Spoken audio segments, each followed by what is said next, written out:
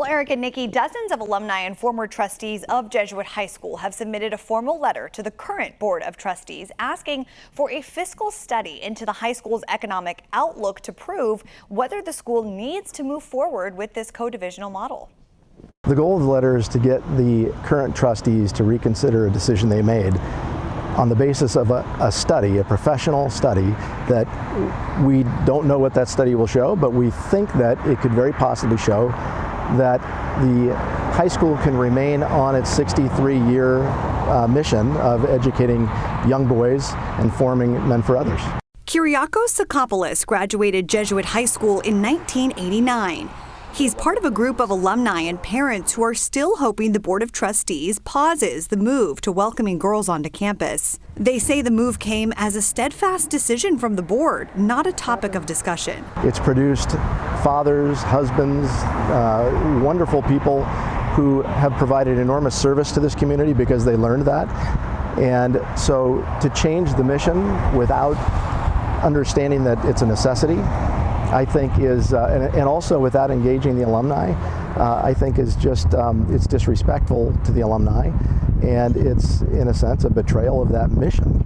But the school says they've had many talks with current students, parents, and alumni about the topic to hear their input. They add this letter is not even the first time they've heard the offer for the group to fund an outside feasibility study, but say this, quote, "No individual or group has ever presented a formal donation proposal to the school. Jesuit Sacramento does not accept anonymous or conditional pledges, particularly when the terms conflict with the school's mission, values, and direction," end quote. The opposing group emphasizes they understand enrollment may be down and money might be tight, but they need more information. I'm not really focused on why they made their decision so much as I'm focused on trying to get them to be open-minded and consider that they ought to be better informed before they go down this path.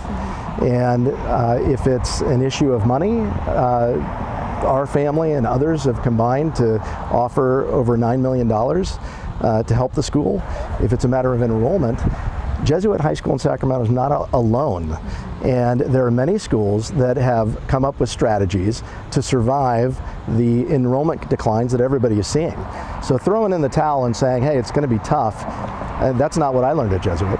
But the school argues this move brings them closer to their mission, saying, quote, "We acknowledge and appreciate the significance of changing the 60-year mission of Jesuit High School Sacramento, but this only aligns us more closely with the global 500-year history of Jesuit education founded by St. Ignatius of Loyola." Across the Jesuit global network of schools, more than 90% of the institutions outside North America admit both young men and women, end quote. Jesuit's mission statement on their website right now reads that the school is, quote, "dedicated to forming competent young men into conscientious leaders in compassionate service to others for the greater glory of God," end quote. But the school says they'll be changing that mission statement this summer. And if a study is done and the math proves the best way forward is to include girls, the alumni group says they'll support it. I told the trustees that if they engaged in a study, and it was a fair study and a professional study, and it showed that Jesuit could not remain all boys, that its only option to survive and beyond survival to thrive and be excellent was to go co-ed, that I would support that. And most, if not all, the people that I've talked to agree with that, because Jesuit High School, as it is now, is a great treasure for our community.